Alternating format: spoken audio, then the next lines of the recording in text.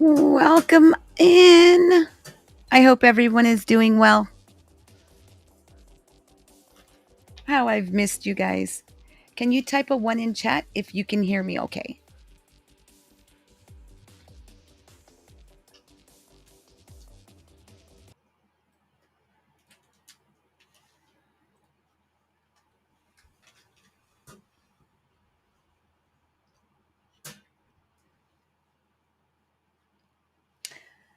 Hi, old lady O. How are you? Hmm. It's good to see you.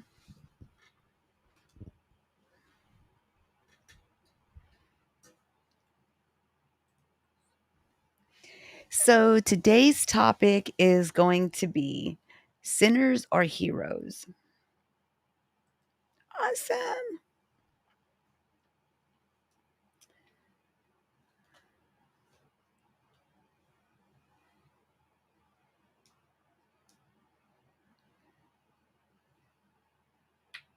Oh, I'm glad to see you too, hun. So, we're going to do sinners or heroes. This is going to be an interesting story. So, we're going to discuss the seven famous sinners and what we can learn from them. Now, these sinners are from the Holy Bible for those that, may not want to hang out, but it's very interesting.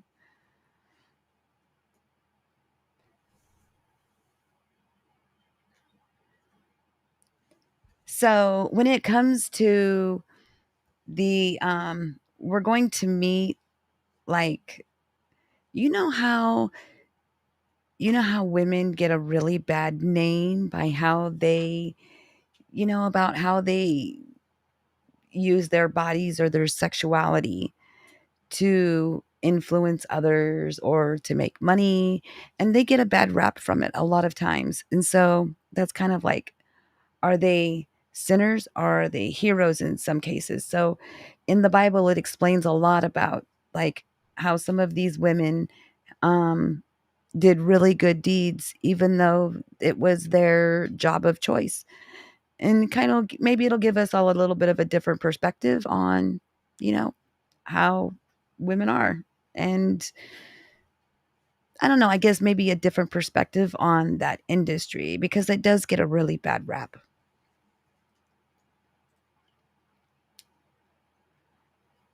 I'm kind of curious to see how many people actually stay in and listen to this,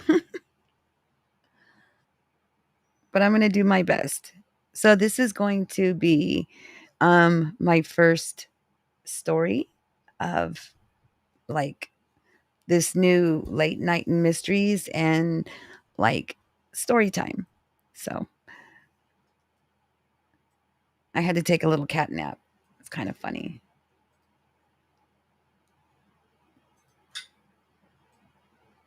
Let's see. Let me make sure I can see chat.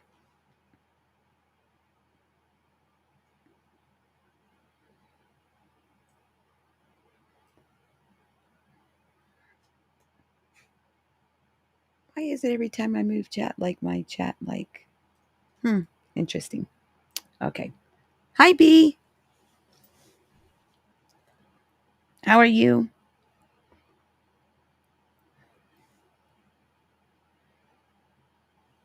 How are you tonight?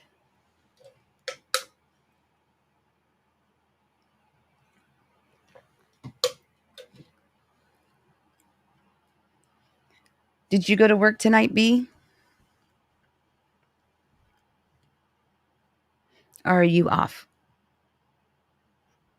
Are you still on strike?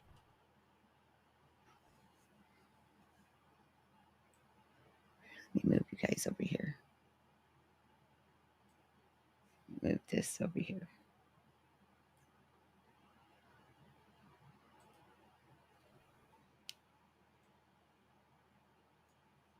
Tired, just waking up. It's 5 a.m.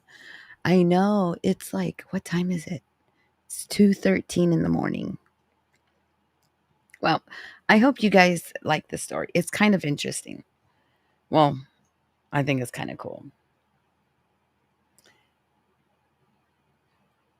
So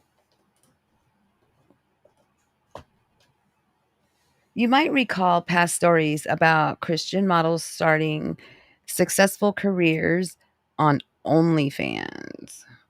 I don't know if we can say that on here, but okay.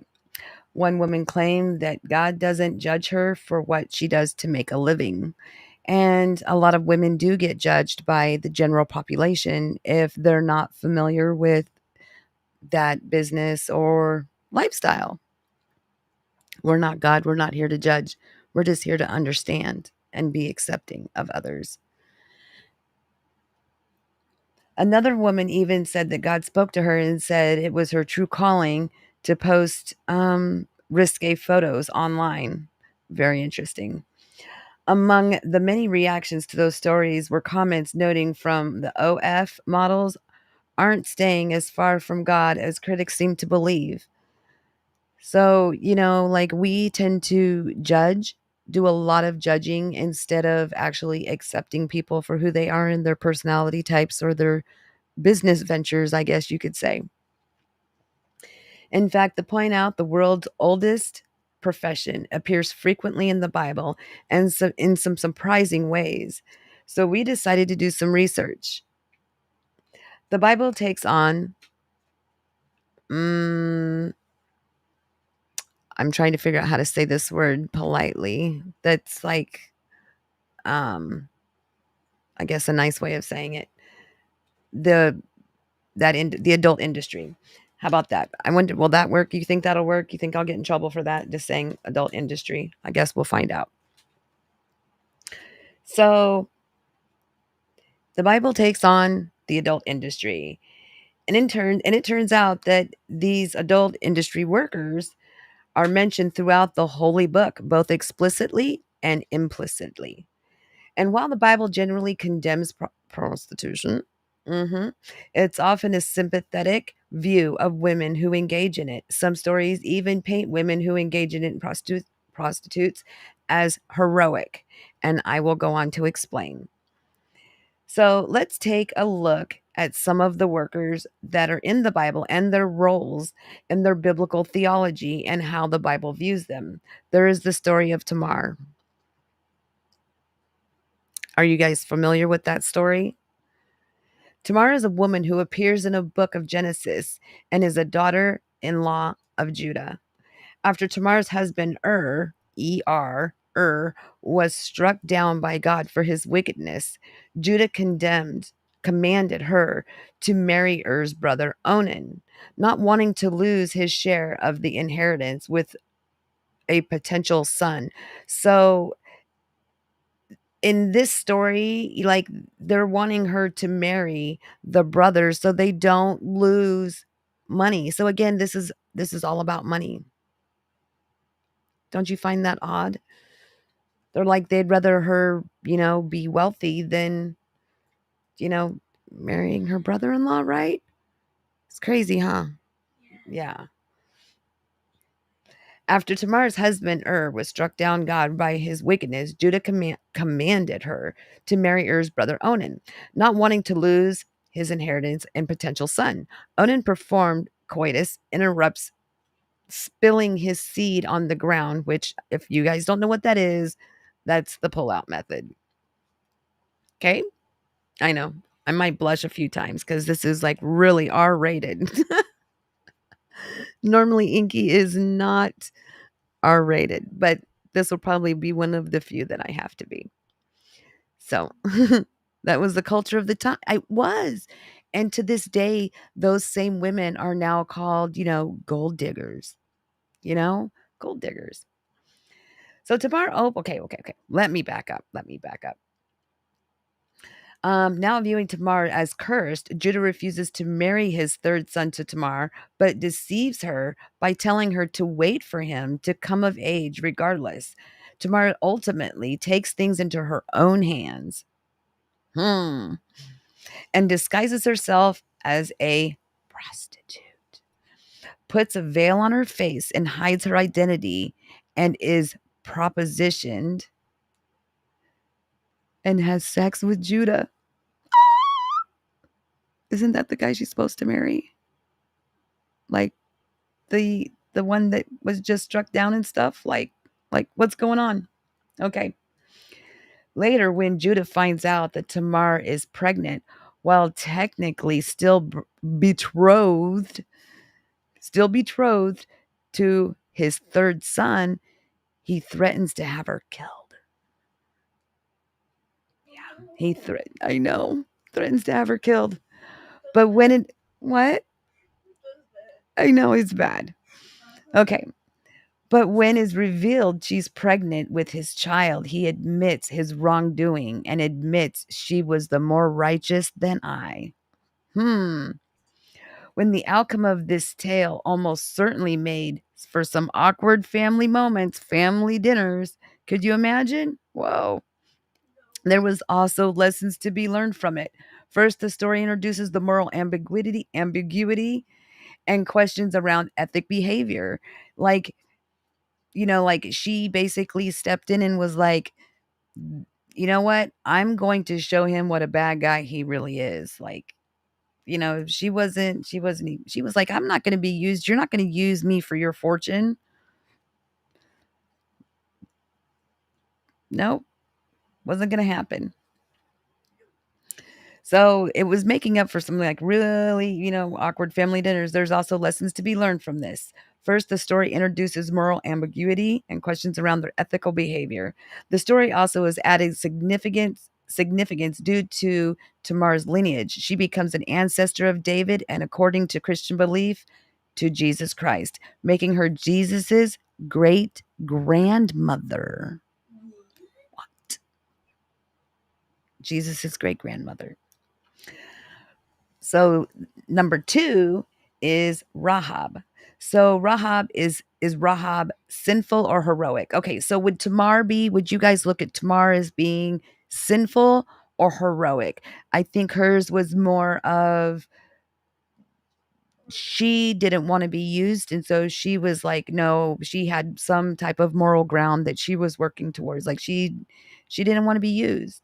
So I think of her as more of the heroic person or the more ethical person in that scenario. So now we're going to go to Rahab. Now we're going to see if Rahab is sinful or heroic. According to the book of Joshua, Rahab was, again, this is another prostitute who lived in Jericho, where she served many men, locals and travelers alike. She was a busy lady. One day, the Israelites set out to conquer the Canaanite city where the Hebrew army was encamped across the river of Jordan and ready to lay siege. Two men appeared at Rahab's door. She understood these men to be Israelite spies. Interesting.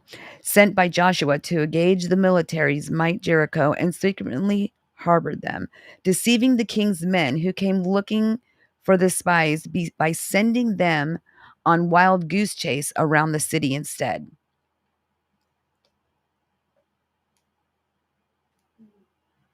Wow. In return, the spies offered Rahab her family's safety after taking the city, a deal which they were honored. Rahab was granted a new lease on life to where her allegiance to Israel and her genealogical line would ultimately lead to King David and Jesus. The story of Rahab is often cited as an example of transformative power of faith, complexities of moral choice.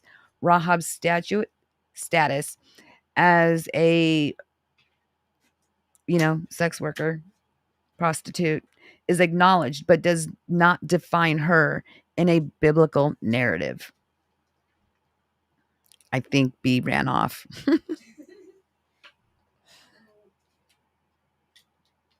It's very interesting how they dealt with this back in those days, and how they really didn't look at it as in a condemning type of way. They were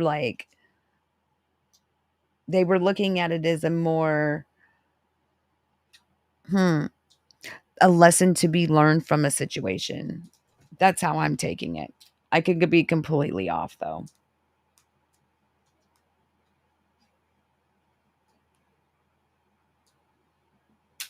Oops. Okay. Hold on. I got to zoom back in.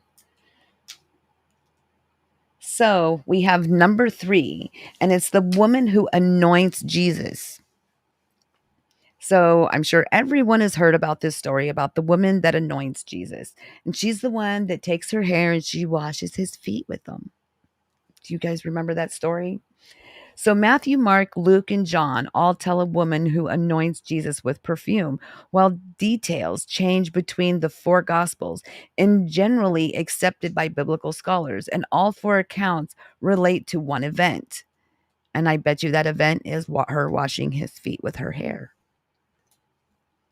While Jesus was home in Simon and Leper in Bethany, a promiscuous woman came to him with a jar of expensive perfume. Didn't she put the perfume stuff in her hair and then washed his feet with it? Oh, she protected the men of the Israelites who God had chosen. Mhm. Sure did.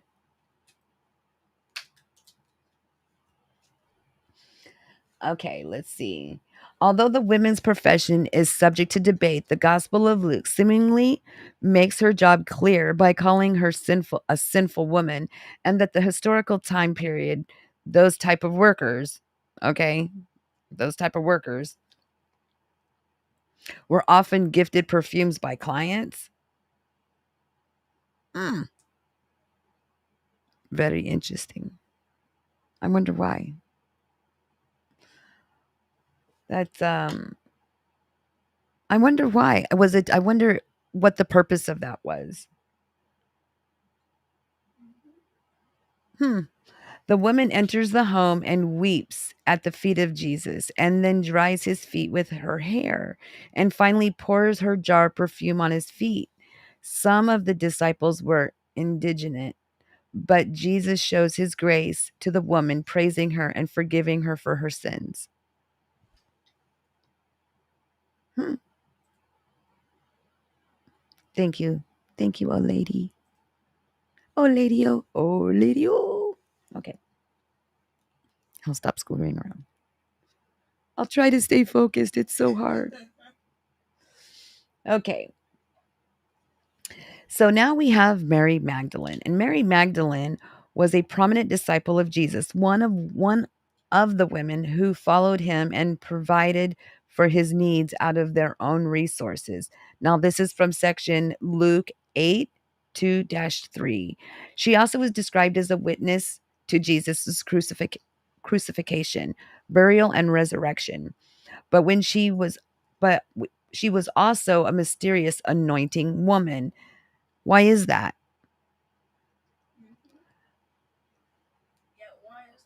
Yeah, why is that? So it's a topic of considerable debate among scholars, theologians, and religious practitioners.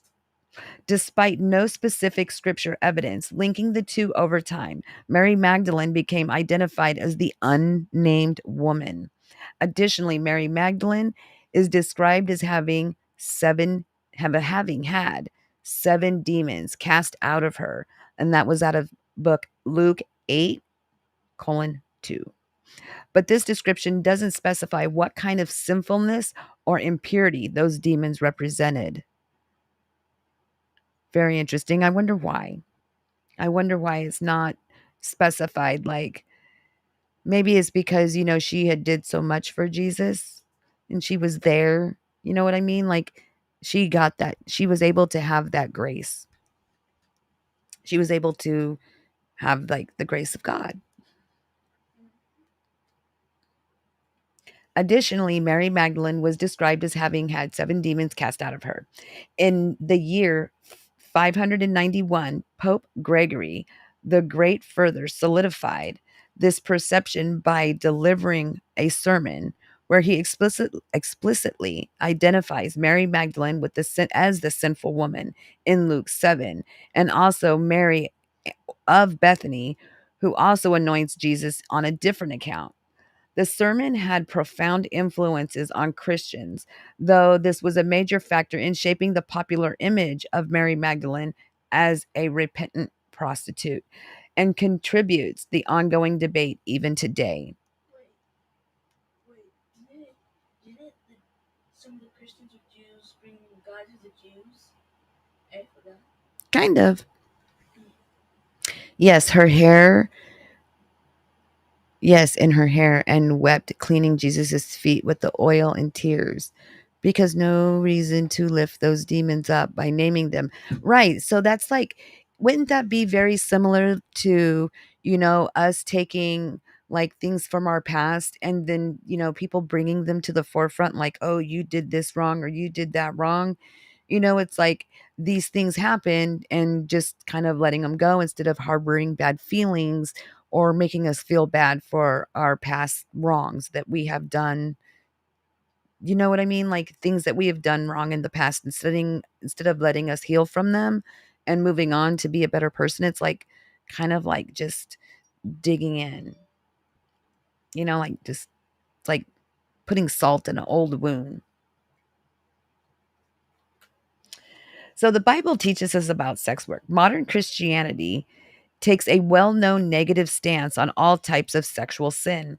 Children raised in the Christian faith are often taught from a very young age to value their purity and wait until marriage to have sex. Virginity is put on a pedestal, and sexual freedom or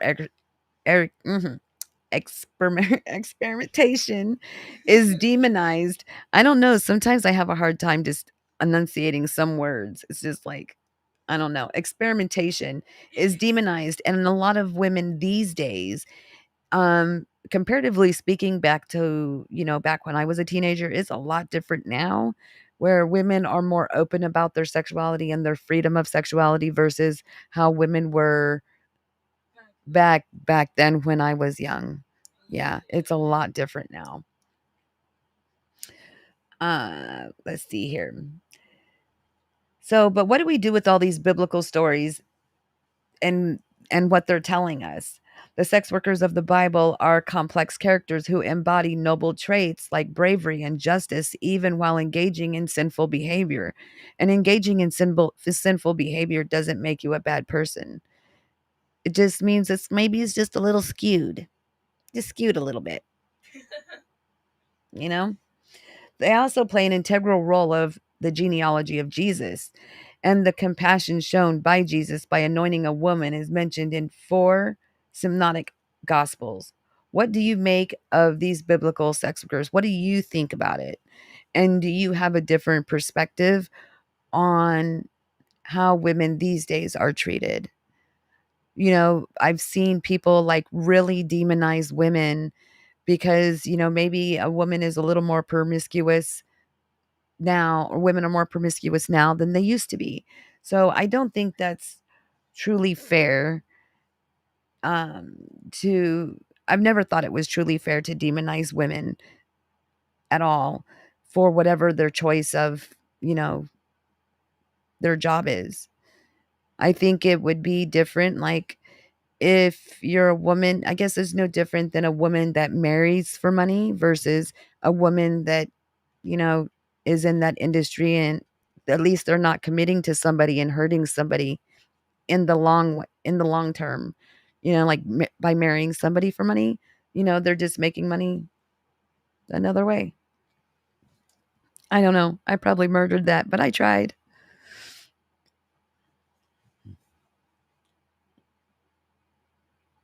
Let's see. Lady O says, because no reason to lift those demons up by renaming or by bringing them up. And then, true, especially after we have received Jesus as our Lord and Savior. Exactly. Exactly. So now there is seven sinners, famous sinners, and what we can learn from them. Thank you for being here. So, failure is a better teacher than success. So, like when we fail at doing something, I think we learn better than when we succeed at doing it the first time, because we didn't have to go through the part of, learning about something more deeply. Variants of the old saying have been attributed to a number of different people over the years. It has also been a rally of crying sports teams, working professional, academics, entrepreneurs, and almost everyone else who struggles failed to determine who failed had been determined to come back even stronger. So like if you fail at doing something and you really really really want to get it done, if you notice we put a lot more effort into being like, "No, I'm going to figure this out."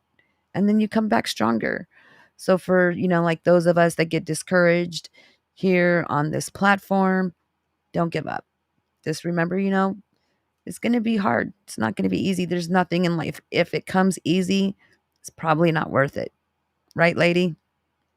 That's my thinking. If it came too easy, it's going to leave just as easy. Success is counted sweetest by those who's never succeeded. Hmm. And for those that have really struggled, I think that we I think that we like appreciate those little successes along the way where people that were kind of like handed success, they kind of look at it a little different. Like I think they have a little bit more ego, I guess. They gloat a little more. They're not as humble, I guess. I guess you could say it that way. They're not as humble. Okay, let me scoot this over a little bit. Oh, yeah, now I can really see it. I'm so excited. Okay, okay, okay. Hold on one second. Oh, yeah.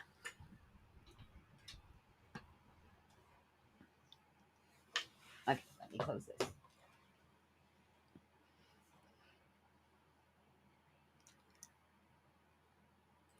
Okay, I'm back. Correct. And it makes us more compassionate. I think so too. I think it makes us a lot more humble. Let's see, where did I leave off? People make it a point to learn from their mistakes, and countless generations of parents and grandparents, older siblings, and extended families, and have laid their own flaws to bear an effort to keep younger ones from making those same mistakes. That's like saying, don't make the same mistake I did. Right? Right, Monkey? Like, I always tell her, like, come on, please just listen to me so you don't have to go through the rough and the trials and the turbulations that like I went through as a younger one. You've been broken many times. I really didn't realize how common it was until I really had the opportunity to, get to know and speak to a lot of women. And, like even domestic violence it is way more prevalent than we realize. Like there's a lot. There's a lot of us that have been through it. A lot.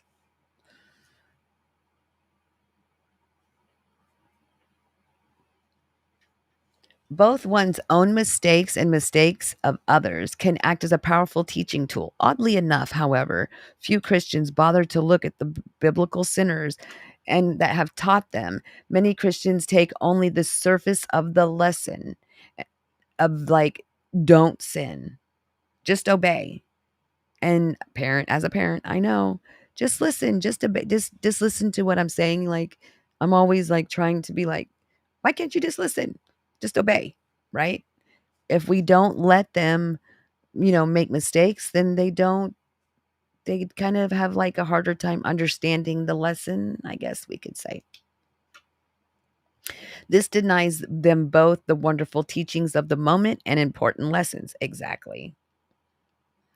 The story of the Bible is ultimately one of redemption. Mankind falls into a sin in Genesis, struggles to adhere to God's instructions. We all know what that one was. Don't eat from the tree of knowledge, right? I believe so. I believe that's what it is. But we'll see. I haven't got there yet. to adhere to God's instructions throughout the Old Testament and finally redeemed through Christ in the New Testament. Yet, despite this, most sinners are demised as being no more than that of just sinful. Their lives and stories are ignored when the situations may speak more clearly to one's personal struggles. After all, a woman who has committed adultery may not find much solace in the Virgin Mary, but could be reached with a story of prostitution like Rahab. A man who abandoned a pregnant girlfriend and walked out on those who needed him the most may not be able to relate, right? To they may not be able to relate to the life of Elijah, but he may be able to connect with Jonah, who ran from God, his own instruction. Saints have a great deal to teach people, but sinners offer their own unique lessons. Here are the 7 famous sinners and what we can learn from them. We're going to start with Samson. Hard knock life for us. It's a hard knock life. Okay, so we're going to talk about the story of Samson. Samson was a great warrior of the Old Testament and swore that he will know his incredible strength. He uses this extraordinary strength to kill a lion with his own bare hands and slaughter thousands of men using a jawbone. Samson, however, became arrogant due to his physical prowess and began drifting away from God's laws. That's when we're too proud and we're not humble, that's a sin right there. Yep. Not learning, not remembering for us to be humble. Moving on. He slept with a prostitute, ate honey that came from an animal's corpse, and fell in love with a woman who does not appear to have married, despite spending multiple nights with her. The Bible, at least, is rather pointedly silent on that account. The woman is the infamous Delilah. Delilah learned that the secret of Samson's strength was his long hair. She shaved his head in the middle of the night, breaking his vows and stealing the strength of the Philistines. Ooh. Yep, pride comes before the fall. Yes, ma'am. Sure does. I agree wholeheartedly. hmm And that's why we have to remember to stay humble. We really do. Like, and just appreciate all the little things in life, because it's those little things that get us to the bigger things, like that bigger picture, that next big move. If we don't go over the little tiny pebbles, then we won't get to the big boulders that and know how to like deal with bigger issues.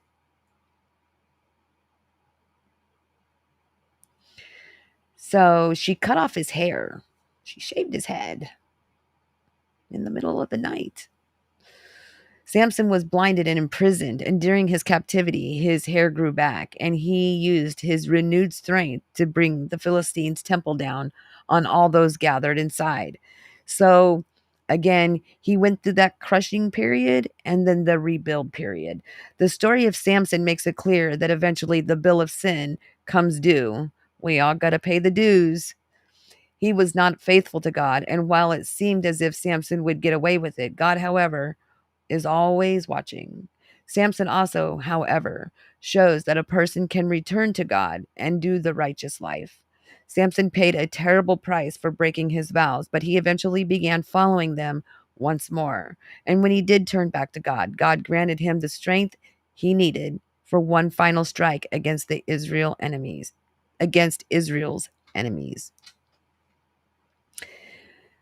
What do you think about that, Lady O?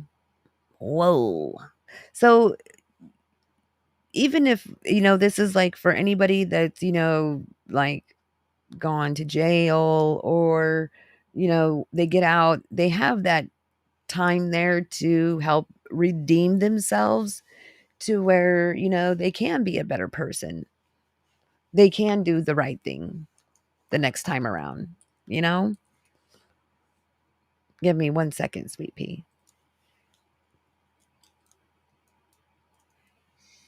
All right, part two. Part two. Here we go. Let's see. Oops, I hit the wrong button.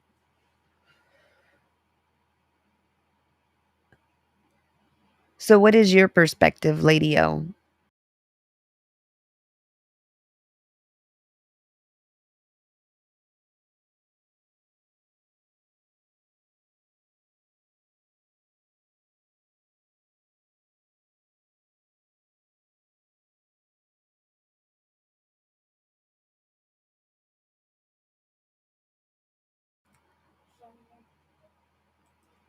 Sorry, I accidentally flipped my phone on with my foot. Okay, so our next story, God never gives up on us if we confess. Exactly, if we confess our sins and turn away from the wicked ways. And it's just hard because sometimes the things that we think would be wicked, sometimes we're really not. I guess it depends on how we use it or do it. Like if we're doing things out of evil, where like some of these women were doing things for good, not really for evil. They were trying to do the right thing. So I have to look at them as them doing these things, for a good cause. Now we have Eve. Eve is one of the most famous sinners in the Bible and is the first human to sin. In Genesis, Eve is tricked into eating the forbidden fruit by the serpent in the Garden of Eden. This infamous mistake is the catalyst for the events of the end of humanity, kicked out of the paradise and God's divine of order thrown into chaos. Yep, and that's why women, we have such a hard time, I think. Yeah, we have to have a soft heart. Get to know. I'm so excited to see you. You're welcome to come up if you like. Um, so good to see you. And I do. I think that our hearts need to be just a little bit softer and more forgiving, especially to those that have had really, really painful um, upbringings and stuff, you know?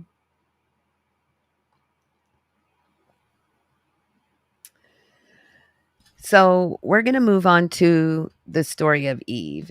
And the story of Eve is often read as merely a warning not to listen to the devil, or in a more simplistic moral tale of what happens when people do not obey.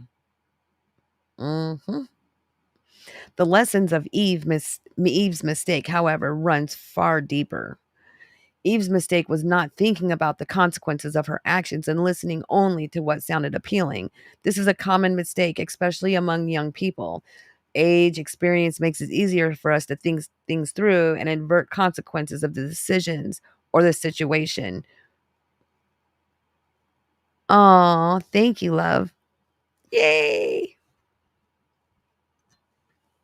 Here, let me put a little link down. I'm using Restream, so it'll look a little different.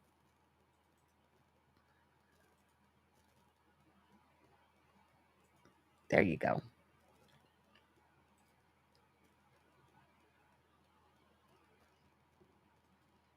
Awesomeness. So again, so the story of Eve is like we sometimes, especially the younger crowd has a really hard time thinking about what the consequences are going to be before they happen. And a lot of times we just don't think about it. Like we're like, because we haven't lived through it, we don't really realize how bad some things can be. And sometimes they can be really bad. Don't jump from the frying pan into the fire. The grass is not greener on the other side. You have to think about all the fertilizer that was used over there, so it's going to smell bad. Get me? Okay. Oh, we got to go find. Hold on. I got to move this around for a minute. Welcome, welcome, welcome. Get to know. I'm good. How are you? I'm good. I just got done doing some door dashes. Well, been doing that Busy, since about 10 busy. o'clock. So yeah, Wow. made a made $140 today. Wow, that's really good. Yeah, That's really good. yeah. Actually, made enough in the last 2 weeks that we were able to pay off our power bill in full today, which was almost $500. So Wow. I think solar needs to be put on all houses. This is just my opinion. yeah, I think so. Mhm. Why not They keep free power? You know what I mean? yeah, they keep talking about you know, how what do they call it? Like how the air and, this global warming. I think they should offer, everyone free solar to help lower the cost of energy, Yeah, you know? why not? Yeah, So, because the power companies would lose out so much money. It would be the power companies wouldn't have it. yeah, I know. I know, I know. So if you weren't here earlier, so Inky she is going to start a whole session of, you know, late night mystery with Inky. And then today's not really a mystery, but it kind of brings out the mystery behind our topic of sinners or heroes. And this just happens to be like the biblical tales. It was my first Hmm. one. So I thought it was very interesting. I thought your title was really interesting. Like what was it? Heroes and villains. Hmm. You know, there's a lot of times in life though that the villain becomes the hero. That's exactly what we read in the beginning was it was about, the women that were part of the sex work industry. And the crazy part about the women in the sex work industry is that they go in, some of them are manipulated and they go in because of, a man has came up with the idea of bringing them into this business, and then they're used, which is part of, domestic violence or trafficking and things like that. But if they were to go in on their own accord and they were doing, like, say they were a single mom and it was the only way for them to be able to take care of their kids, being a single mom and being able to provide for them without struggling, then they're doing it for a good deed. But if they're doing it out of maliciousness, you know what I mean? So that's what kind of like we were looking at examples in the Bible of the women that were actually doing good deeds like protecting the Israelites and, things like that. That there was one where her her husband cheated on her with what he thought was a prostitute, but it was really her dressed up in disguise. And so he really did look like the fool, in other words, you know what I mean? Yeah. Right. Yeah. So it's for like, doing good and remembering that there can be good in things that we think are sinful. I'm not saying it's okay to go out there and hurt people or anything, but that was just one example. Now we're moving on to the topic of Eve. We did Samson earlier. So now we're moving on to Eve and what Eve had done by disobeying. Is she a villain or is she a hero? Kind of thing. So Oh, I don't know. My opinion is without Eve, we wouldn't be here. I know, right? If Eve wouldn't have been if Eve wouldn't have been deceived into taking this forbidden fruit and giving it to Adam, then there would be no need for all of this. And then we wouldn't be having this conversation right now. Right? So even though she's a villain in a way, she's also a hero because without her, none of this is possible. So Exactly. So, okay, so the story of Eve is often read as merely a warning not to listen to the devil or as a simplistic moral tale of what happens when people do not obey God. The lesson of Eve's mistake, however, runs far deeper. Eve's mistake was not thinking about the consequences of her action and only listening to what sounded appealing. This is a common mistake, especially among young people. Age and experience makes it easier to think through things, inadvertent consequences and decisions or situations. Even so, it can be very tempting to simply choose an option that sounds like it would yield the best result, and sometimes it doesn't. People do this often in politics. They favor the policies that sounds attractive only to be blindsided by the fallout that was not predicted. Sometimes these consequences were unknown, other times they're just ignored. Eve reminds people, however, that there are consequences to listening to clever words and being so delighted by the picture or the silver tongue paints that one forgets and what will follow. Actions have consequences, and good intentions will not erase them. Hmm, Yeah. right? The road to hell is paved with good intentions, Isn't right? it golden? I mean, Yeah, but we do, yeah. right, especially right now. We really have to think about it right now because it's almost voting season again. We have to be like, okay, is this person just giving me lip service or are we really going to see a change? You know? That's the whole thing. Like the whole thing with vote, like the whole thing with voting. Like, I don't like the fact that I go in to vote because I don't identify as a Republican. I don't identify as a Democrat. I don't identify as one individualized group of people. I don't. Like, there are people that are Democrat that I support what they stand for. You know what I mean? There are people that are in the Republican Party that I agree with what they're saying and believe in their policies.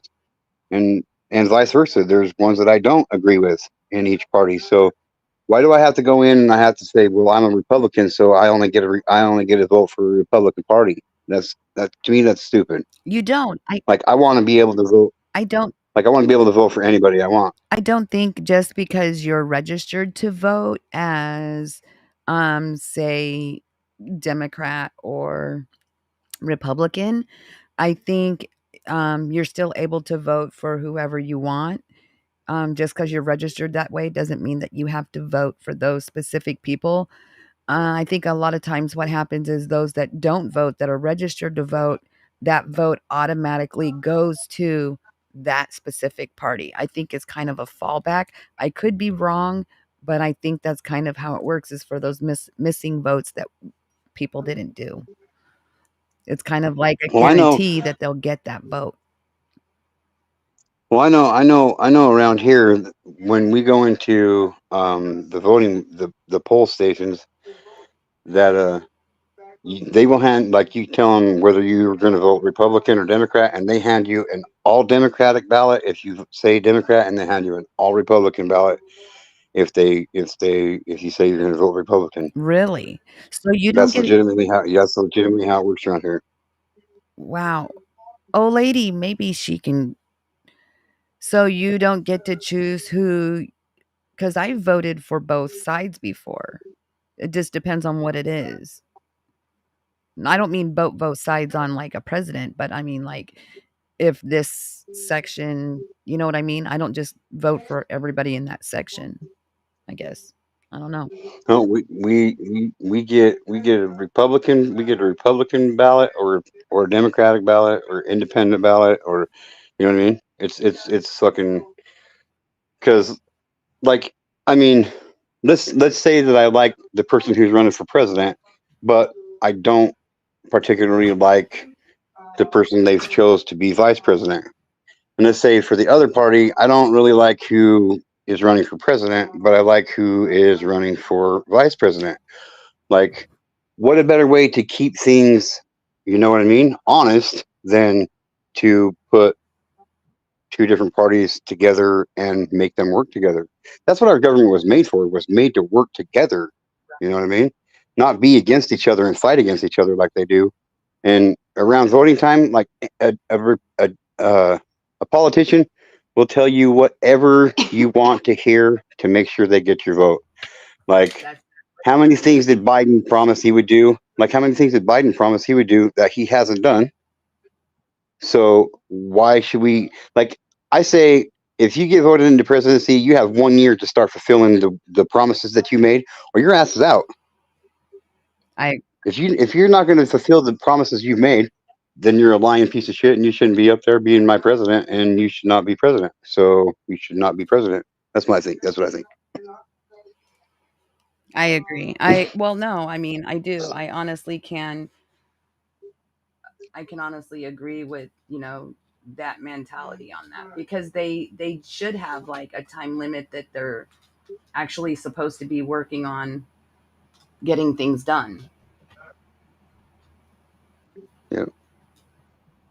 Yeah, per my recollection, like Donald Trump is like one of the only presidents in my history of watching the presidency. And I come from like the first president I really started following was Bill Clinton. You know what I mean?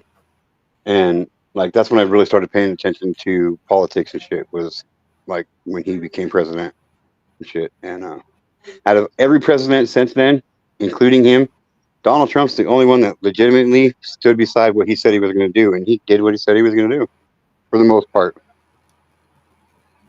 which is better than any other president we've had. Right? Like, I mean, No doubt. Well, you're not, I so mean, I don't know. I don't know. That one, it's a tough one. yep, It's a hard bullet to bite. yep, it is. It is definitely a hard one to bite. That's for sure. Oopsie. Oh shit, I'm exhausted. I am exhausted. Like a son of a bitch, I am exhausted. Damn. But I'm gonna share a little bit of good news with you guys for a minute, and then I'm gonna get out of here. I got my first job interview tomorrow. That's Um, so exciting. it's my first one in almost 12 years, 13 years. So Oh my god. I'm pretty nervous, Well, but don't be nervous. I Be I think excited, like with joy, and you know? well I will once I get the job, if I get the job. And I mean, I'm pretty sure I'll get it. I use a shuttle service for most of my doctor's appointments and my counseling appointments, so I don't have to drive myself. Mhm. And I've been riding with them for over a year now, and that's who the interviews with, is to drive for them. So we'll see. It's huge because I mean, coming off a disability on my own, making that decision. Hopefully, I can. You Yeah, should be it's so just there's proud just of a lot yourself. riding on it. You know what I mean? I'm I am trying. I'm trying. What do you I'm scared. I'm really Why are scared you scared? because I mean, with my mental disabilities and shit that I got, and I mean, if it don't work out, then I got to go back through the whole process of filing for disability again and all that shit. I mean, it'll be easier to get on the go around, but just these people have stuck their neck out for me, and I just don't want to let them down. You know what I mean? And it'll be huge for my family. I mean, it really will. So I don't know. I'm just nervous. I'm scared, and the future has not been written, and I don't know. I mean, just being disabled for as long as I have been without having a job, and it's just scary, man. It's just fucking Well, scary. I'm very proud of you. Thank you. I appreciate it. I am. I'm very proud of you, and I will be praying for you. Praying for peace. Peace in your heart so you know that it's Yes, okay. I have good news for you too. I hope so. Do you? Mhm. All right. I get to see the vascular surgeon on Monday. All right. Hmm. You mentioned that earlier today in my chat, but we didn't really Oh, I'm get into too much stoked detail about it. But because I called him back up so am again I. and I was like, it's been 30 days. I've had like three different doctors send this over there. Why haven't you got back to me yet? And she's like, oh, would you like to come in on Monday? And I was like, okay. Okay. Well, that's good. Yeah. That's good. Yeah. We got to That's think real good. positive. And definitely, I will be praying for you, but praying for your peace and, to know that it's going to be all right. Just I hope so too. I mean, it's just coming after we've been homeless. We've been homeless for 4 years. You know what I mean? And we finally got a place to stay, and all that's been doing good and shit. And like, I just don't want to. I just don't want to fuck shit up. And if anybody can fuck something up, it's me. So Well, the Lord is I working just, with you. I hope so. I hope so. Well, I'm sure old lady But over there, I'm sure she is going to be praying for you too. I'm sure she will. Out of all the newcomers that come to my channel over the last month or two, um, I know for sure. Like it don't matter what time of day or night it is. If I go live, I know one of the people that I'm always gonna see there is O Lady O, and like O Lady O, sweetheart, you honestly have no idea what that means to me to see you in every single one of my chats in every one of my lives, and that you came up on my panel, and I'm getting all emotional now, but um, It's okay. I really, I really appreciate it. I really do. Like, um, it helps me keep going. So, um, Oladio, you are a huge part. You became a huge part of the get to know community in such a short amount of time, and I really appreciate you being around. I really do, sweetheart. She says she thinks you will do awesome.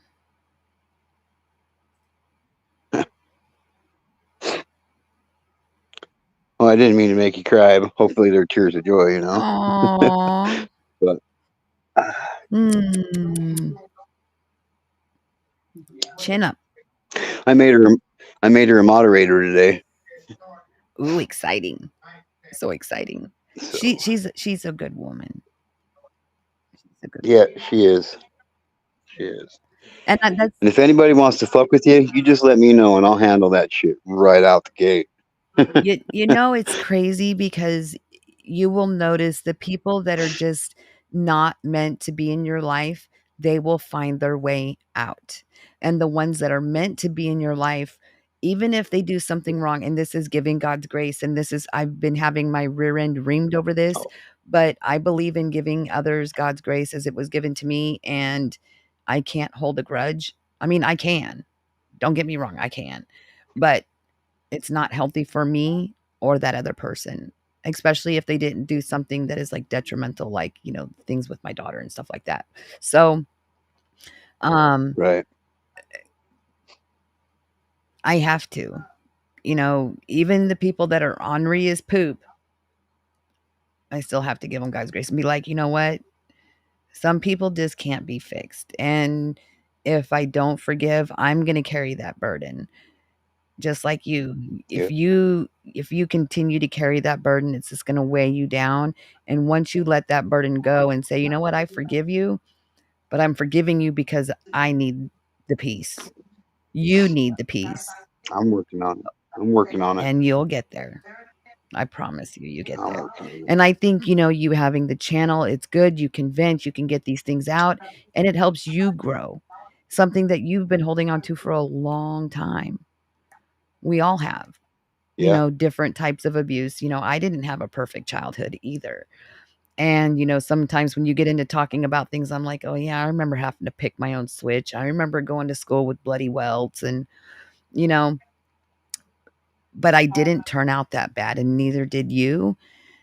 And, they say spare the rod, spoil the child, but, you don't have to beat them to an inch of their life. But Yeah. we took those lessons to be a teacher of those lessons, so others don't get hurt. Or, for instance, you're about helping change the laws and making them more stringent. And I love that because that's actually where I started. I think I told you that. You were on the live with me. Um, that I Yep. wanted to change the laws from the 3-strike rule. So I know what page you're on, and I can relate and I can understand, because the laws are so loose that people get away with doing stuff over and over and over again, you know? Yep. So I completely understand. And I think it's good for you and Sugar Glider and Lady O and me and others that watch our channel, um, your channel and my channel. Uh, and you'll notice that they come in, other people that you may not have met before, you don't know. They come in, they're like, I've been through that. And you're just like, wow, you don't really realize how many people have been hurt. I said that in the beginning of this live. Like, you don't really realize how many people have been through crazy different abuse scenarios, and they Yeah. float in, and they will gravitate to you because it's a safe place for them emotionally, and they have a way of getting it Yeah. out.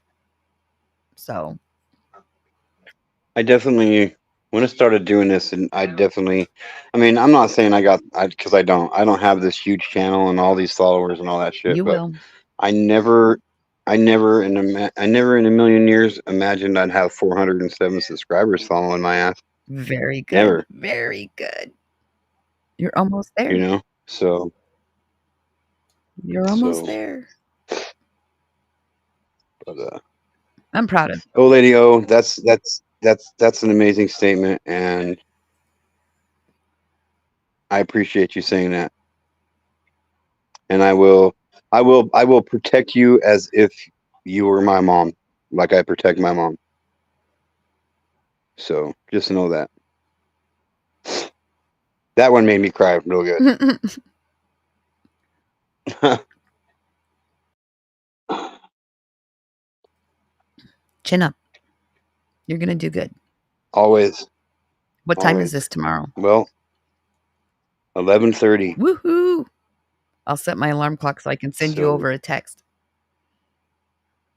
okay, I'd appreciate it. Most definitely. And I'll definitely uh, I'll definitely let you guys know as soon as I know. So, Awesome. but I'm gonna get out of here. I've had a long day. I've been door dashing since 10 o'clock, so I'm tired. Goodness gracious. Well, you get some rest. So You have a big day tomorrow. absolutely. So Give little sugar glider kisses Pinky, for you have a me. good night, sweetheart. I will do Thank for sure. And oh, Lady O, you have a good night. you. Aw, she says, thank you, G2K. Absolutely.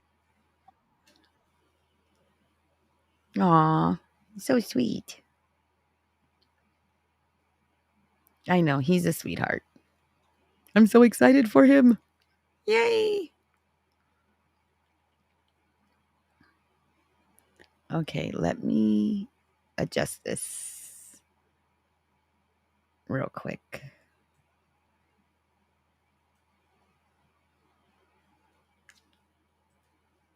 and put me back here. There we go. I think that's where I was.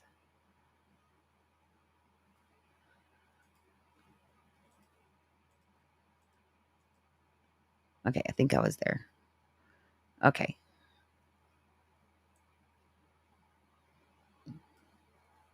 There we go. Oh, I'm so excited for him. That is amazing. He needs some goodness. He needs some goodness in his life. He deserves it.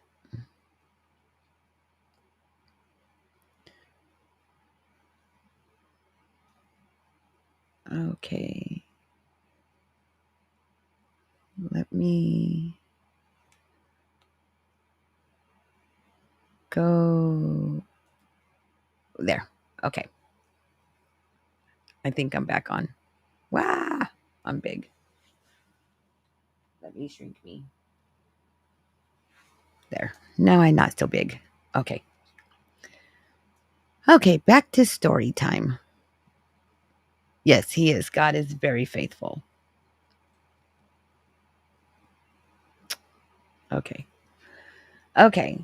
So, the now we're going to talk about Peter.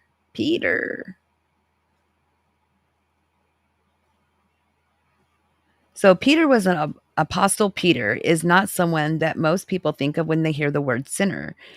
He may have been better track record than many other characters in the Bible, but Peter was far from perfect. Jesus reprimanded Peter and the other disciples repeatedly while he was here on earth. Then, when Jesus was arrested, Peter denied knowing him 3 times in one of the most famous moments in history. When Christ was arrested, Peter acted out of cowardice and he was afraid. And despite having claimed that he would gladly die beside Jesus, he frantically denied him, even knowing him. And there were many people who had done the same wrong or betrayed something or someone that matters to them out of fear. And I've seen that even here on this platform. So it does happen quite frequently. And it's a crazy feeling. It's yeah. It's crazy. Okay, moving right along. So sometimes someone that matters to them out of fear. Many, like Peter, immediately wish that they could take back their actions. Yes, yes, it does. Oh, lady. Unfortunately, there's no way to go back in time and stop oneself from doing or saying something terrible. In Peter's story, however, it shows that a person can make a new ending at any point in time. And that's by, again, giving forgiveness or apologizing to whatever your wrongdoing was. You know?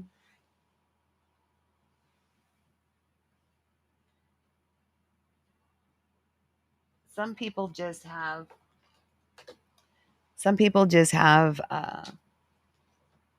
what is that word again? Oh, too much um, ego to apologize, or they think they haven't done something wrong even though they have.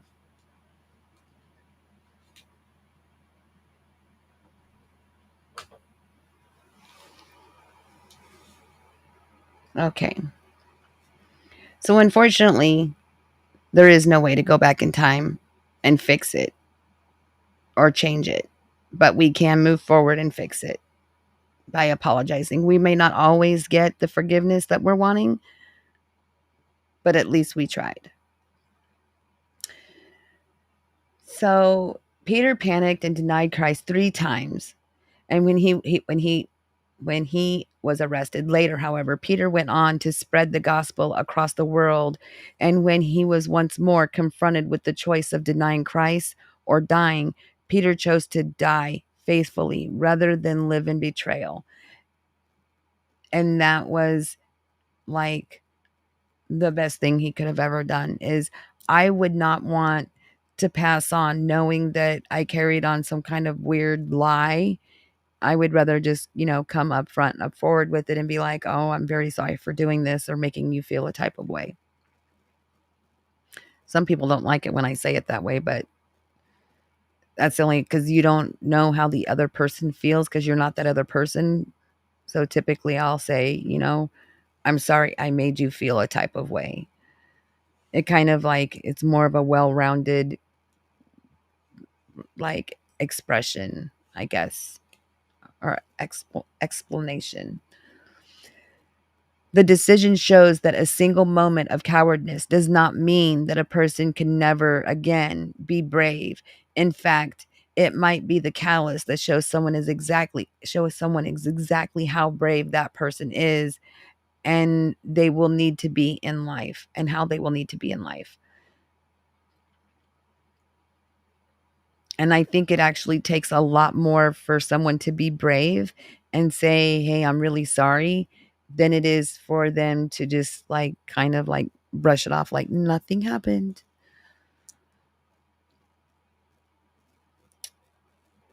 So now we're going. Jesus had warned Peter that he denied him 3 times before the rooster crowed. When the rooster crowed, Peter repented. Yes, Jesus did tell him he would do that. And he said, no, he wouldn't. Remember?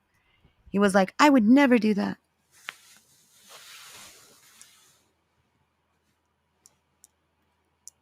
hmm So Paul is another Christian who is not normally described as a sinner, but he was far from a perfect human being. Paul first appears in the Bible as Saul of Taurus, and he was relentlessly prosecuting Christians. It is believed that he is the same as Saul and that he held people's coats when Saint Stephen was stoned. Paul went on, however, to become one of the main voices of early Christianity and a fearless advocate for the faith. His story is one, just one of redemption, and has shown its side of redemption and is often overlooked. Paul's redemption was not instant and it was not freeing. His slate was not wiped clean magically. He earned his place in history and the love of early church through his sweat, tears, and toil. He lost respect of his previous people, lost his high position, and eventually lost his life. Paul did not come by redemption easily. He had proved that it was never too late to keep trying, and it is never too late for someone to be saved. Yes, God knows our future. And he knows what we're here for. And I believe I've said that to get to know before. I was like, we're all here for a purpose, and we just have to understand that purpose. We don't go through the trial and turbulations of our life for no reason. It's for a purpose. And that's why I said, it's for him to become a teacher in his own right. And like the things that he's had to learn.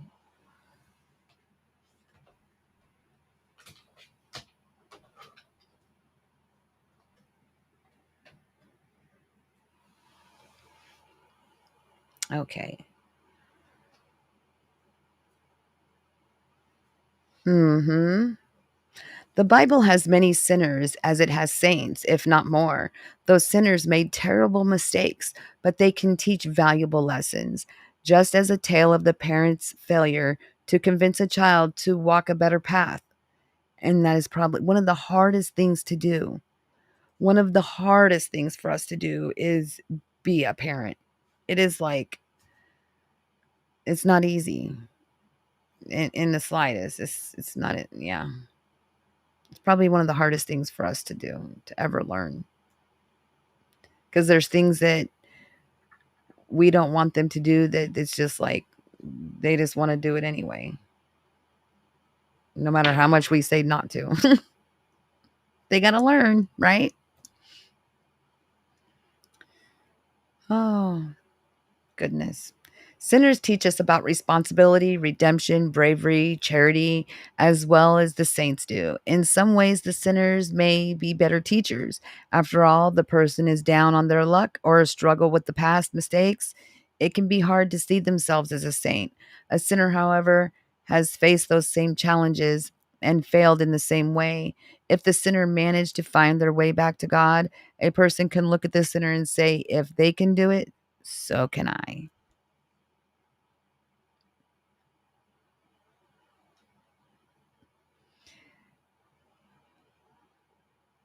What do you think, oh Lady O?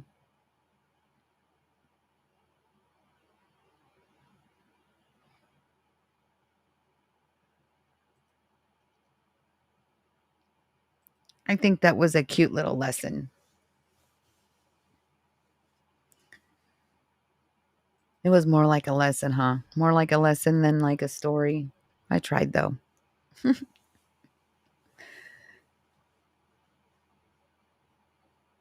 So I'm going to be doing a little bit of research on what our next topic will be. I'm really excited. I will put it in my community page for our next mystery or lesson, I guess.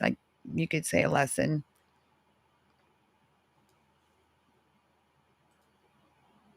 So I'll probably post it tomorrow, maybe around noonish.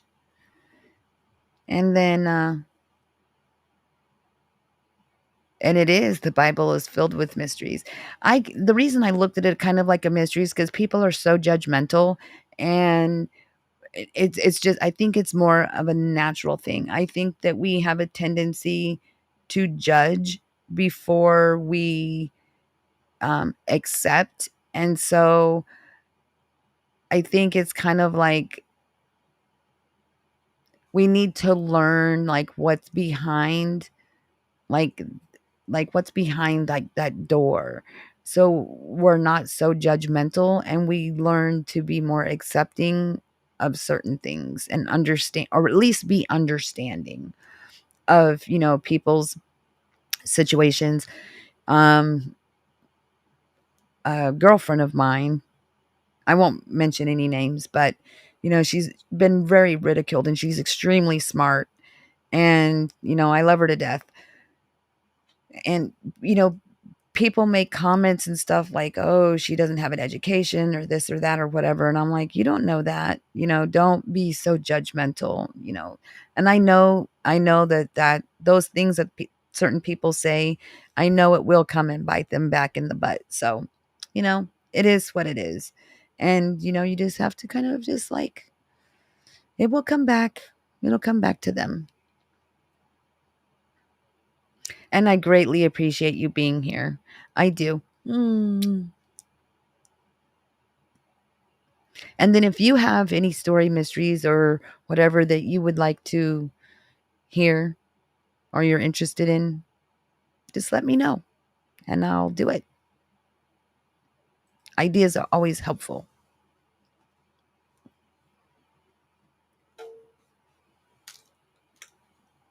I think the next section of what I was reading, I guess the next one was about the beast. The beast, the mystery behind the beast.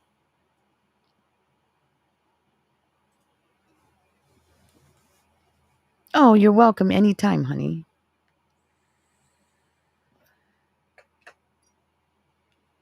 I just appreciate you being here. It's always fun. And you're always welcome to come up if you ever would like.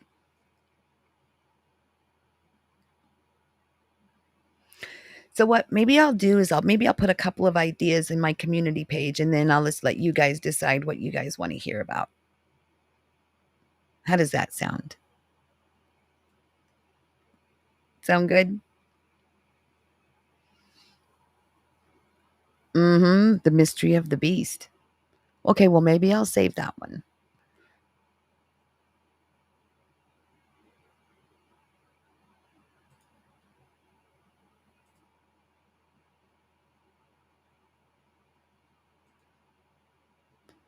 Okay, love. Mwah.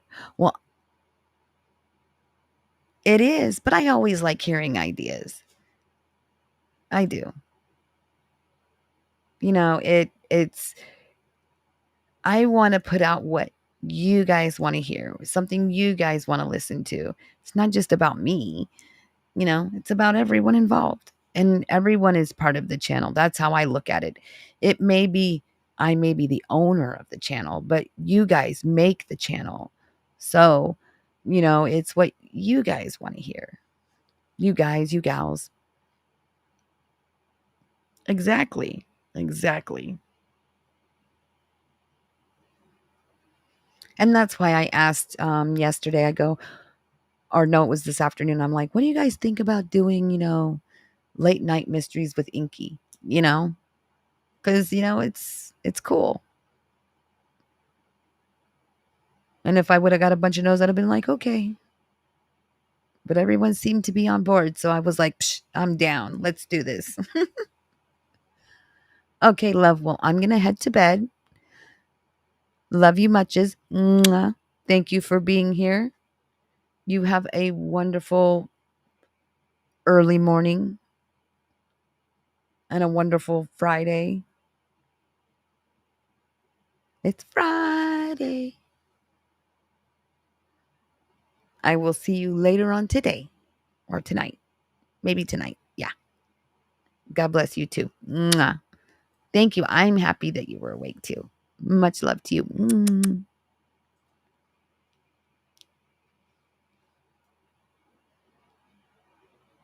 You get some rest.